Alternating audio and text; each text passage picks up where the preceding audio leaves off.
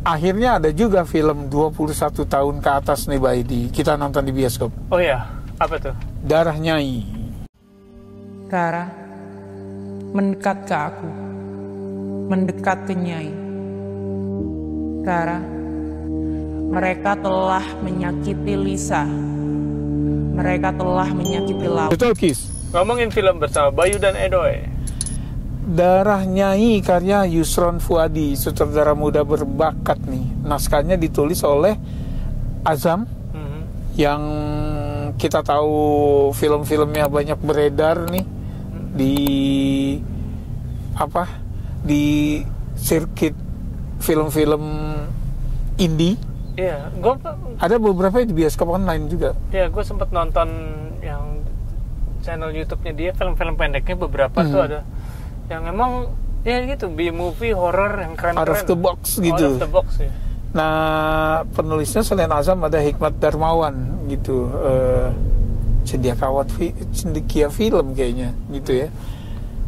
Nah, jadi sebelum nonton ini ada baiknya calon penonton aware dulu bahwa Darah Nyai itu mengambil jalur giallo ya, film-film horror atau thriller slasher sih, khas Itali gitu, yang ciri-cirinya tuh warna-warna kontras merah, biru, hijau, segala macam ya, primary colors ya.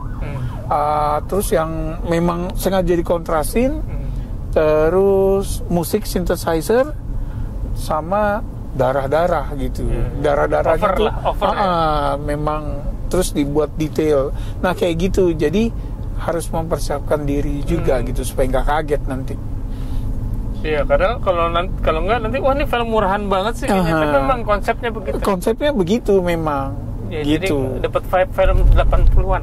80-an, 70-an giallo itu kan Dario Argento salah satunya ya. Yang salah satu judul paling legend tuh Suspiria. Ya, yang tahun 2018 di remake tuh sama yang main Dakota Johnson. Oke, jadi Darah Nyai ini ceritanya tuh tentang Rara yang dirasuki, yang menjadi dirinya tuh dijadiin vessel oleh Nyai Roro Kidul. Nyai Roro Kidul mengutus utusannya nih namanya Nyai Angkara Sangkara. Oke. Iya, ada utusan Nyai Roro Kidul. Nah, kemudian dia masuk ke salah satu dayangnya. Salah satu dayangnya. Dia masuk ke tubuh Rara untuk menjadi vessel, membalas dendam salah seorang korban kekerasan seksual yang dibunuh. Wah, dimutilasi. Dibunuh, disiksa terus dibuang di laut. Iya, dimutilasi bagian-bagian tubuhnya, potongan tubuhnya dilempar ke laut gitu loh. Namanya Lisa. Gitu. Nah, film ini tuh tentang pembalasan ke para pelaku pembunuhan Lisa satu-satu, dibagi beberapa chapter berdasarkan si pelaku, gitu ya. Intinya sih kayak gitu aja, udah. Nah, kebetulan Rara punya tetangga polwan ya, detektif lah, gitu loh. Nah, dia lama-lama curiga nih ngeliat kok Rara aneh malam-malam keluar sendirian gitu kan, kayak gitu. Nah kemudian pasangannya Rara si Ivan, nah gue juga agak bingung nih, mereka kumpul kebo atau gitu kan ya, kumpul kebo karena serumah ya, karena si Rara nggak mau berhubung begitu pas mereka lagi staycation gitu loh. Gitu. Nah jadi ya memang namanya giallo ya. Film ini memang untuk mengumbar pembalasan itu gitu, yang digambarkan memang vulgar, gitu. banget gitu, dan cheap looking, gitu. Karena memang secara budget juga mungkin budget terendah gitu. Nah, lu gimana ngeliat film ini, Bay? Gue sih terhibur ya. Gue terhibur, tapi ya seperti lo bilang tadi, memang kita jangan expect ini film serius gitu. Gue cukup terhibur sama aksi. Ya film-film buat fun aja gitu. Ya memang in a way malah bisa jadi lucu-lucuan gitu ya. Maksud gue karena berlebihan, apalah reaksi kita kalau bukan ketawa gitu kan? Kalau menurut gue ya, gitu loh. Oke, terus apa lagi yang lo mau? Ya, ini sebetulnya pemeran utama, pemerannya sih ada beberapa yang kita kenal ya. Tapi yang lain apakah pendatang baru atau? Ya kayaknya sih memang dari komunitas acting gitu ya. Karena ada Paul Agusta di situ, dia kan punya sekolah acting. Oke. Yeah. Gue sih terkesan sama pemeran utama pemeran utama wanitanya yang jadi Rara itu. Kayak ya mengingatkan gue pada Lin Qingxia, walaupun lo nggak setuju ya, tapi gue begitu ngeliat dia nih kayak Lin Qingxia. Lin Qingxia itu idola gue waktu gue kuliah baik gitu ya. Gitu ya. Yang ketika dia pensiun tuh sedih banget kayaknya. Gitu. Ya maksud gue, untuk lu bisa kesuksesan pendekatan giallo ini adalah lu memang harus komit ke situ gitu loh. Nah, para pemainnya tuh ya komit gitu loh. Walaupun gue merasa kekurangan ada di para pemeran korbannya, baik. Karena mereka disiksa tapi kita kurang ngilu gitu loh. Karena misalnya kayak menjeritnya atau apa gitu loh, kayak kurang pas gitu. Kalau gue sih ada beberapa yang nitpicking ya.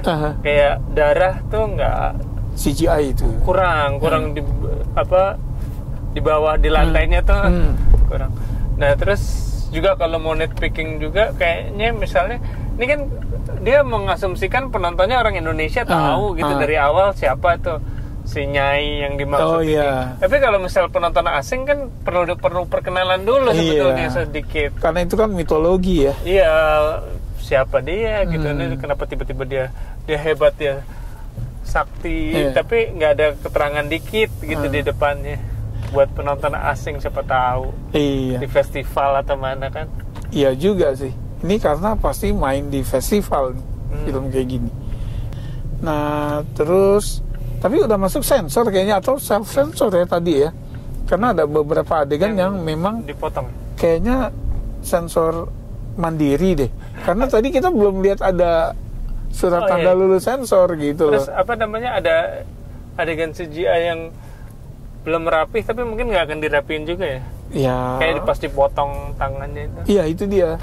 Gitu loh. Nah, terus sama darahnya tuh di mute gitu ya. Jadi misalnya kayak dibikin monokrom sehingga nggak terlalu merah banget gitu. Nah, itu mungkin untuk mengakali supaya lulus sensor gitu ya. Oke, jadi kalau yang selama ini mau nonton film Azam tuh harus online atau harus nyari-nyari pemutaran khusus gitu kan. Nah, berdoa aja semoga darahnya ini beredar secara luas di bioskop, karena itu kayaknya memang dari produsernya itu target mereka ya, untuk main di bioskop secara umum ya. Gitu, jadi bisa menikmati. Biar dapat budget lebih lah. Nah, untuk film berikutnya. Azam kan ikut nulis Keramat 2 tuh waktu itu. Iya. Gitu. Jadi tunggu aja. Skor, Bay?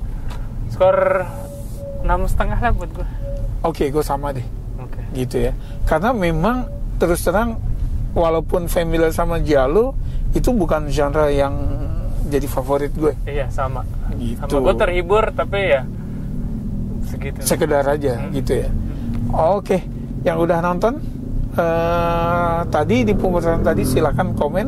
Kalau belum tapi udah pernah nonton yang lain ya, film-film giallo yang lain, silakan tulis di komen juga atau nanya ke kita. Makasih udah mampir. Sampai ketemu di film berikutnya. Salam.